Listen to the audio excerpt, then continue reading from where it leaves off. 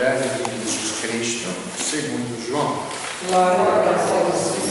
Naquele tempo disse Jesus: em verdade vos digo, quem não entra no redil das ovelhas pela porta, mas sobe por outro lugar, é ladrão e assaltante. Quem entra pela porta é o pastor das ovelhas. A esse o porteiro abre, e as ovelhas escutam a sua voz. Ele chama as ovelhas pelo nome e as conduz para fora. E depois de fazer sair todas as que são suas, caminha à sua frente, e as ovelhas o seguem, porque conhecem a sua voz.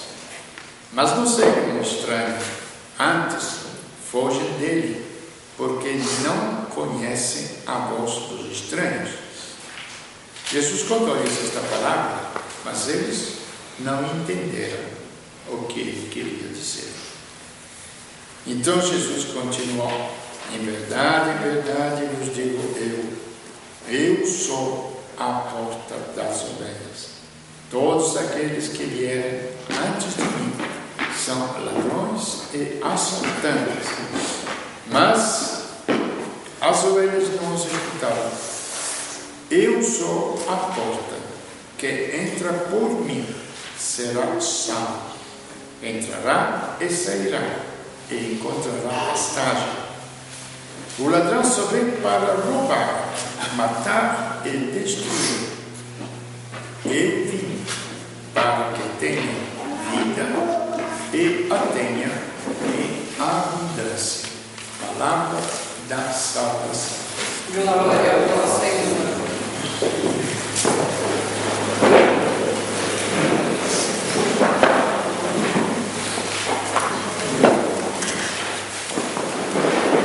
Eis que, finalmente, quando a gente fala de salvação, todo mundo pensa em salvação. E outras vezes já falamos desse assunto e vamos repetir, porque é algo que está enraizado na cultura humana do mundo inteiro, até dos pagãos. Os pagãos tinham, até para o defunto atravessar, ele tinha uma ideia que ia no mundo das almas. Para atravessar, colocava uma moeda de ouro dentro da boca, que tinha que atravessar um rio para passar para outro mundo. E ele tem que pagar esta moeda. Dante Alighieri, grande poeta, fala que era um demônio dos olhos cheios de fogo. Pagava esta moeda para poder entrar no mundo dos mortos. E isto está dentro da natureza humana, do coração dos homens. Porque todos nós temos uma consciência. Podemos cometer o mal, podemos errar quanto quisermos. Aos olhos dos outros, nós justificamos tranquilamente. Temos 1000 motivos para explicar que aquilo não está errado. Aos nossos olhos também, arrumamos mais 1000 motivos para nos justificar por aquilo que nós fazemos de errado. Mas, isto é a nossa superficialidade mental. A consciência, ela é muito mais profunda, porque ela faz parte da nossa natureza humana. E nós não podemos sufocar ela. E ela dói. Ela dói. E cria desajuste dentro da pessoa. Então, nesta consciência geral, no mundo inteiro, se pensa na salvação. A salvação é a ideia que se tem qual é? Que Deus ou vai me castigar, ou vai me salvar. Essa é, claro, a ideia? Ou existe outra ideia? Me digam vocês. Religiosamente pensando, não é esta a ideia que se tem? Ele vai me castigar ou ele vai me salvar. Então pensamos em salvação. Por isso que acontece? Nós mandamos, não quero ofender ninguém, mandamos rezar missas pelos defuntos, pelo perdão dos pecados. até ensinavam no seminário, imagina vocês, no seminário, ensinavam a fazer o quê? Para você passar de ano, não rezar a Nossa Senhora, isto ou aquilo, não. Reze pelas almas do purgatório, porque eles precisam, para se salvar das penas do purgatório, então eles vão te atender tranquilamente. Então nós criamos esta nossa religiosidade maravilhosamente estúpida. Repito, maravilhosamente estúpida, porque não tem sentido nenhum. Que não está aqui a salvação. Se vocês querem aprender isto, até fundamentado como literatura, tem um livro do Dostoiévski, um grandiosíssimo autor russo, se encontra em português. Os delitos e os castigos. Ele trata de todo este assunto que, repito, é importante para nós, porque este é um assunto que pode parecer leviano, mas não é. É um assunto que atinge a humanidade toda. E ele vai desvendando todo este conhecimento da consciência humana. Vamos deixar de lado todas as porcarias de livrinhos que falam, não falam, dizem, não diz nada. Ler alguma coisa que fundamente, pelo menos, o conhecimento. Então, nesse sentido, entra Jesus, hoje, a sua finalidade. E ele explica por que ele veio ao mundo. E ele explica o que ele trouxe ao mundo. Eu vim, lembre bem da frase do Evangelho, eu vim para que tenham vida e a tenham em abundância. Aqui entra a nossa fé. Ou nós procuramos a vida nas coisas e a abundância da vida nas coisas, nos matamos para ter dinheiro, nos matamos para ter isto, nos matamos para ter aquilo, e vocês podem ver que a propaganda é tudo isto para iluminar para vocês todas as mercadorias para serem vendidas. Eu não assisto o resto, eu sou o jornal, mas tem um intervalo de propaganda. Fazer o quê? Tem que assistir. Entende? Então tudo está aqui porque aquilo é vida para o mundo. E a gente se cansa por ir atrás daquilo. Aqui começa a entrar em choque, gente. Ou Jesus é mentiroso, ou nós estamos errados. Ninguém tem coragem de dizer que Cristo é mentiroso, não é? Mas, na prática, nós damos a ele o nome de mentiroso. Porque, na prática, nós corremos atrás das outras coisas para termos a vida. Que vidão! Não fala assim, não? Que vidão! Carrão bonito. Casa monumental,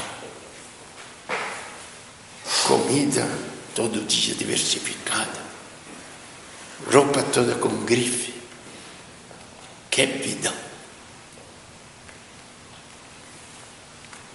Nestas alturas, o que acontece?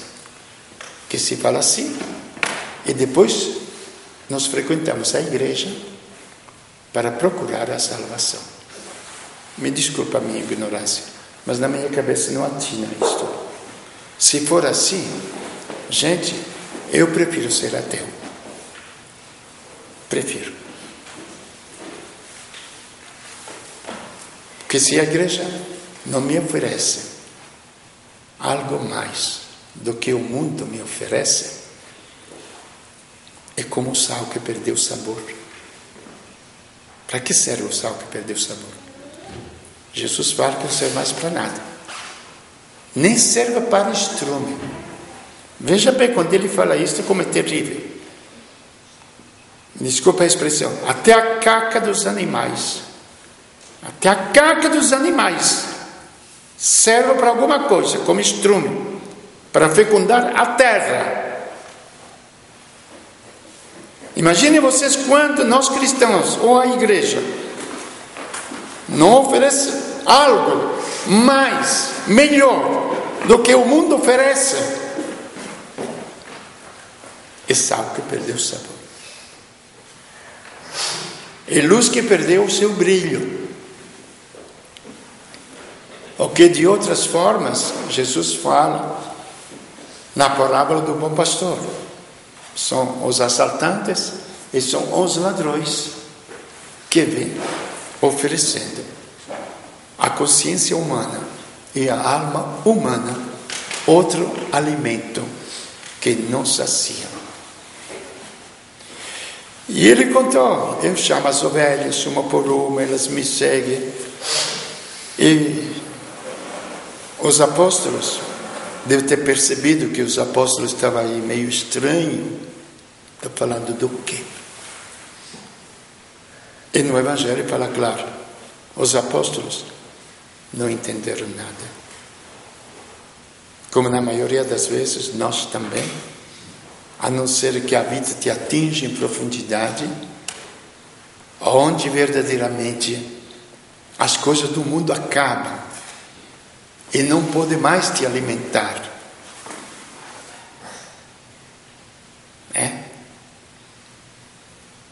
Eu lembro uma minha sobrinha que fez profissão de ateísmo o tempo todo da vida, boazinha, lutava pelas coisas do mundo. Liguei para ela quando estava no finzinho, faleceu uns 5, 6 anos atrás, de casa, 50 anos.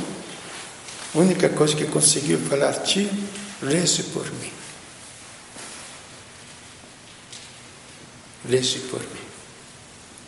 Quando as coisas acabam, e não precisa morrer para acabar as coisas. É suficiente morrer dentro. Basta morrer dentro. Porque as coisas nos matam dentro. E nós inventamos mais coisas para ver se substituímos com aquelas coisas que nos mataram. Aí nós percebemos que o alimento do ser humano não pode ser a matéria. Não pode ser as ilusões de filosofias estranhas. Não pode ser fórmulas religiosas, me desculpe, fórmulas religiosas.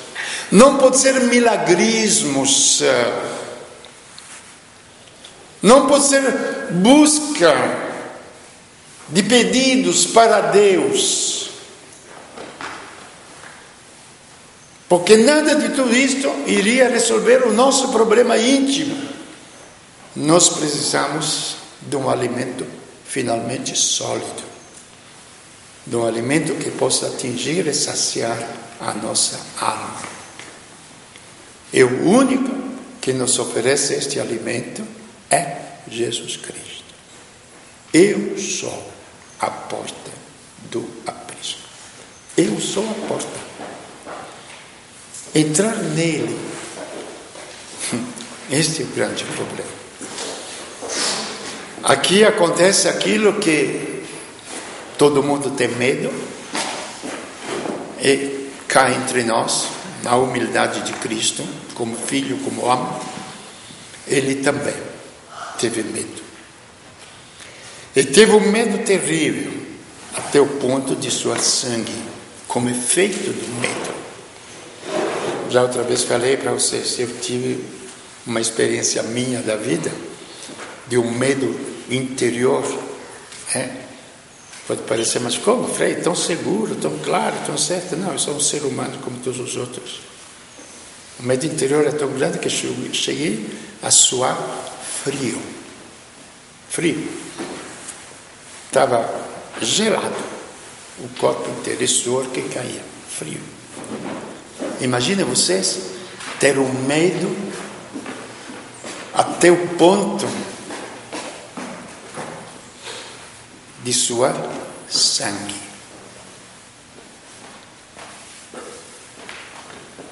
Mas por que aconteceu isto? Em Cristo. Ele assumiu, fala São Pedro, os nossos pecados. Porque o pecado, gente, não é o ato errado que nós cometemos.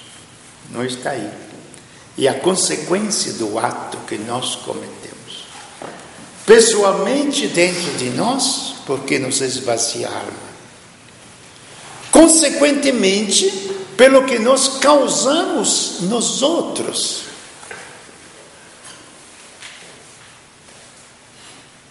Pelo que nós causamos nos outros. O pecado tem um efeito. Se vem um ladrão, gente, roubar, tudo bem. Ele pode até não ter consciência, ele está no trabalho dele, como alguns ladrões falaram, eu estou no meu trabalho. Quem atrapalha o meu trabalho eu mato. Tranquilo, a consciência deles. Mas vocês já pensaram na alma, na consciência daqueles que são roubados? Vocês já pensaram? Imaginem se são roubados com um revólver na cabeça.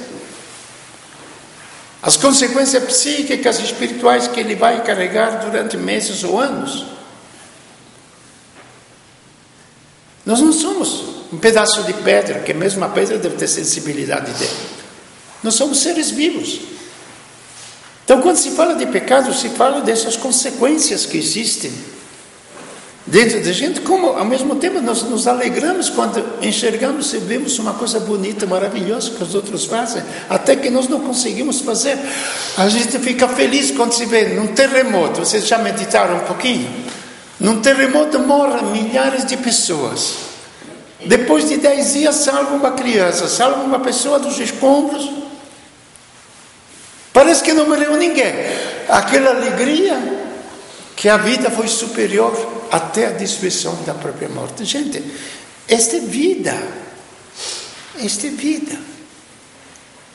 E nesta vida que entra Cristo, que ele se fez homem, e nesta vida de pecado, que ele se fez pecado, não tendo cometido nenhum pecado pessoal, ele era Deus.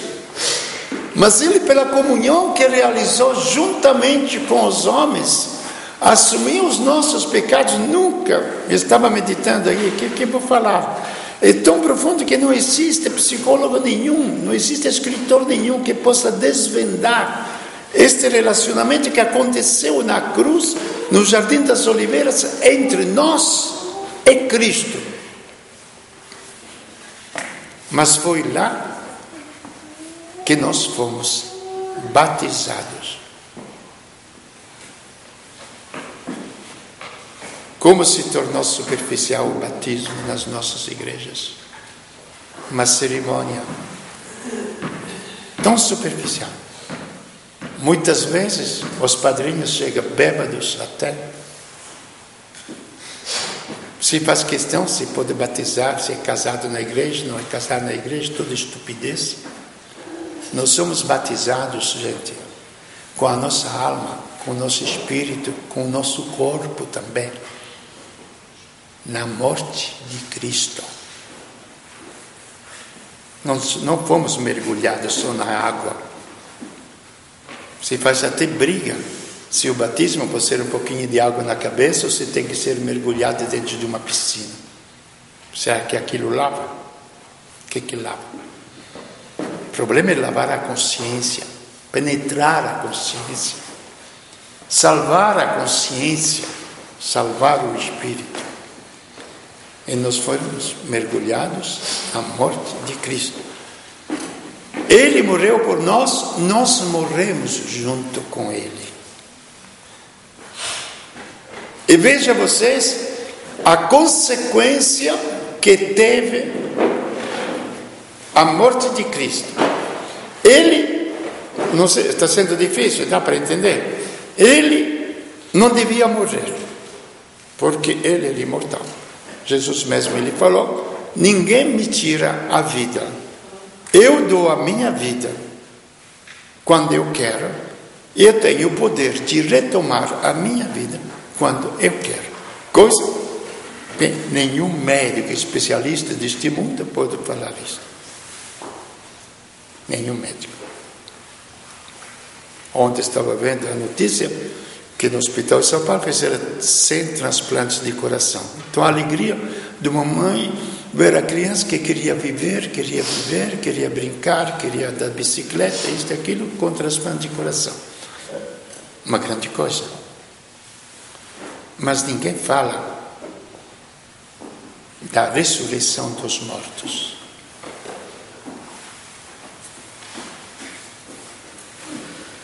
Então ele assumiu a nossa morte, que é também consequência do pecado.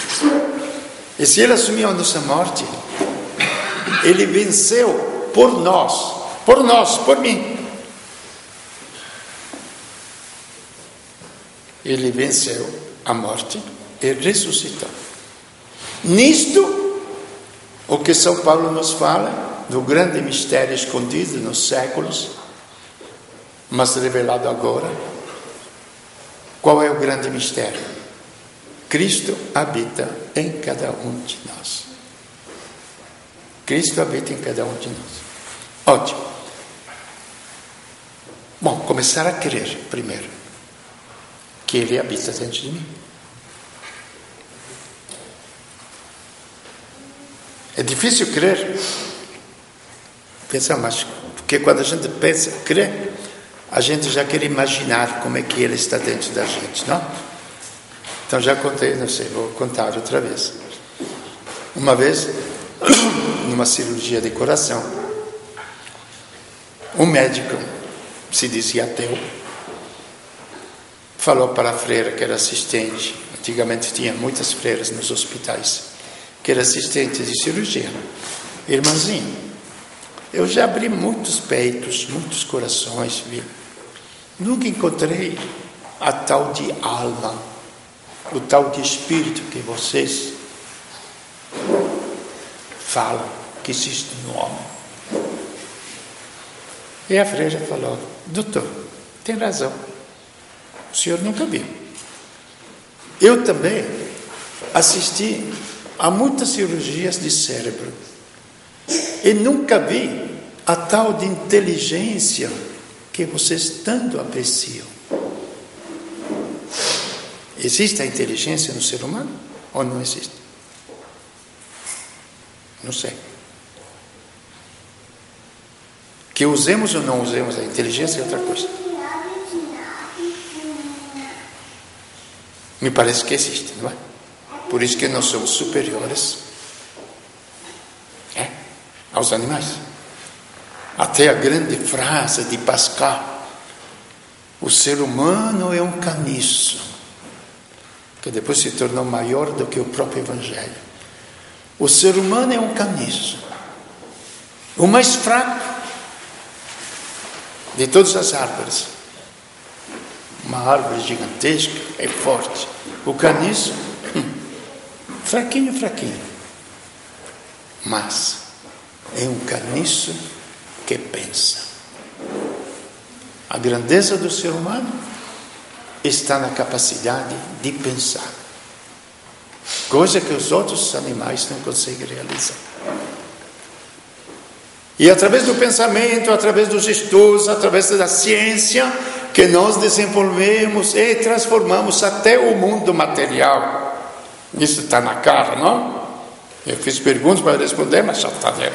Está na cara que respondemos a isso. Agora,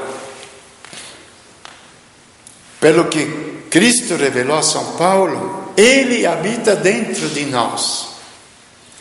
E o Espírito é infinitamente superior à simples inteligência que atinge, porque a inteligência atinge, repito, as coisas materiais. Por isso que é proibido pensar quando se pensa em Deus, porque não vamos pensar coisa nenhuma. Coisa nenhuma. Mas o que nós podemos meditar e pensar, aquilo que a gente fazia, ou os mistérios do Rosário, que são fatos reais que aconteceram na Terra, ou a via sacra que foi colocada dentro das igrejas. Meditamos a paixão de Cristo, coisa visível.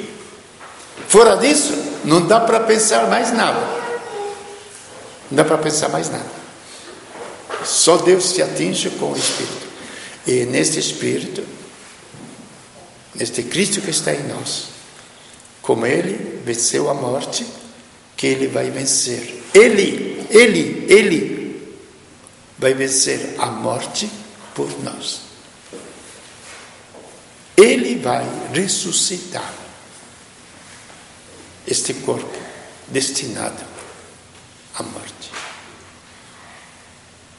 que é a esperança cristã, aonde a vida que começa já será em abundância. Agora dá para entender então a finalidade da vinda de Cristo. Eu vim para que tenham vida e a tenham em abundância. Em alguns santos, e termino, deu para eles terem esta vida em abundância até nesta terra. Tipo Madre Teresa de Calcutá, Francisco de Assis, outros que até nem conhecemos, que existiram já. Mas para tanto, eles tiveram que já morrer em vida. Morrer em vida. O que é terrível. Quando você morre, porque morre mesmo, acabou, não tem mais nada. Mas morrer em vida é terrível. Aí sim, Deus tem espaço para encher o nosso coração e nós sentimos uma vida que brota onde não tem nem palavras para dizer o que é esta vida. Me desculpe, mas eu sei o que é, mas não tenho palavra e não existe palavra. Só dizer esta vida em abundância que é reservada para todo ser humano que crê e busca Cristo como alimento, como porta. É nele que nós somos salvos e alcançamos a finalidade também da nossa vida. Se ele veio com esta finalidade, ele nos mostra qual é a finalidade da nossa vida. Não é possuir o mundo inteiro, mas possuir Deus.